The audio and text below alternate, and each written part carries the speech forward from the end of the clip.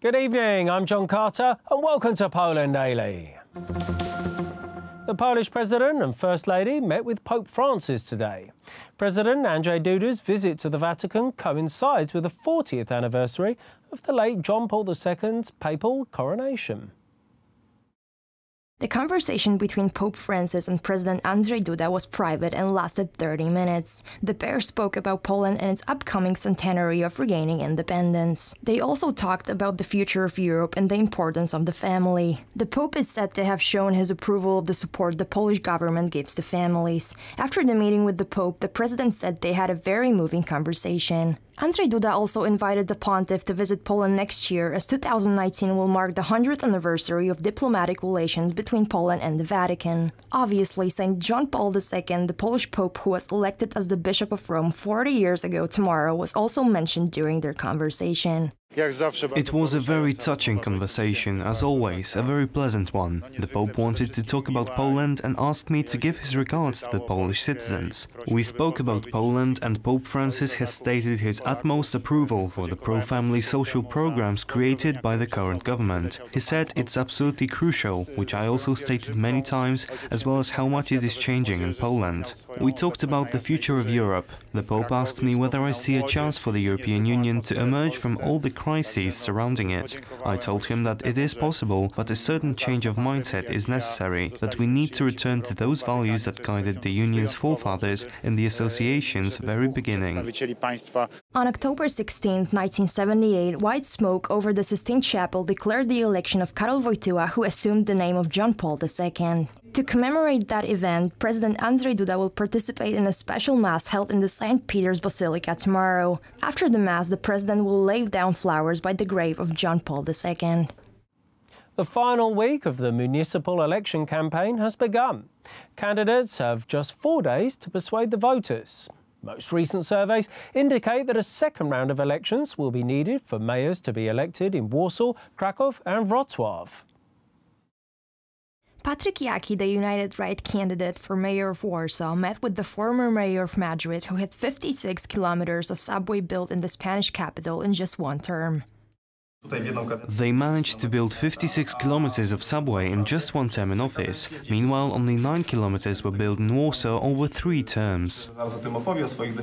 Jaki stated that if he gets elected as the Polish capital's mayor, he will immediately start work on building Warsaw's 3rd and 4th subway line. Meanwhile, today, Patryk Jaki's election campaign team revealed the links between the staff members of Warsaw City Hall and the member of the European Parliament from the Civic Platform Party, Róża Thun. Over the last decade, Warsaw has been tightly bound by a web of mutual connections and corruption. Rafał Trzaskowski's win would be a continuation of the pathological arrangements which have firmly gripped the capital city hall for years. His win would mean all the scandals and scams done under the Civic Platform's rule get swept under the rug. The Civic Coalition candidate for Warsaw Mayor, Rafał Trzaskowski, announced that if he wins the elections, he will start a campaign encouraging residents of Warsaw to pay taxes in the capital. Everyone who takes advantage of the services and facilities in the capital should feel responsibility in supporting the growth of Warsaw. According to the latest survey made for the Onet.pl website, Rafał Trzaskowski is in the lead. Other than the Civic Coalition candidate and Patryk Jaki, no other candidate has a realistic chance of making it to the second round of elections.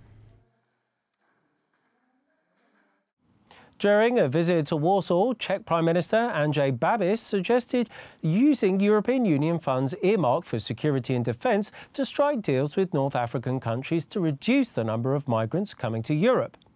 Migrants fleeing conflict and poverty in the Middle East and Africa are still crossing from North Africa, mainly to Italy.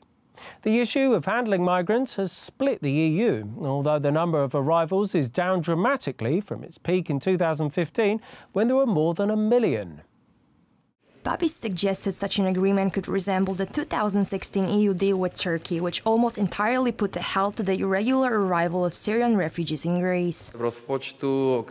There are new positions in the EU budget, such as security and defense. We are NATO members, we have commitments to spend 2% of GDP on defense and to arm our country. The question is whether these funds cannot be used more effectively to solve migration issues, to sign an agreement with North African countries, for example, like the agreement we have with Turkey. Babi's Polish counterpart Mateusz Morawiecki also criticized giving more funding to the US border agency Frontex, saying it would mean less money available for developing roads and railways. We point out that the significant expansion of Frontex staff is unreasonable because such ideas will be suggested. We fear that directing excessive funds to Frontex would mean a reduction in funds for structural policy, funds for roads and rail development. The governments of Italy and Germany are under heavy pressure at home to ensure fewer migrants come into their territory from across the Mediterranean, while Eastern European leaders are bitterly opposed to taking them in. The German Christian Social Union Party, the Bavarian counterpart to the larger Christian Democratic Union, won yesterday's Bavarian parliamentary elections, receiving 35.3% of the votes.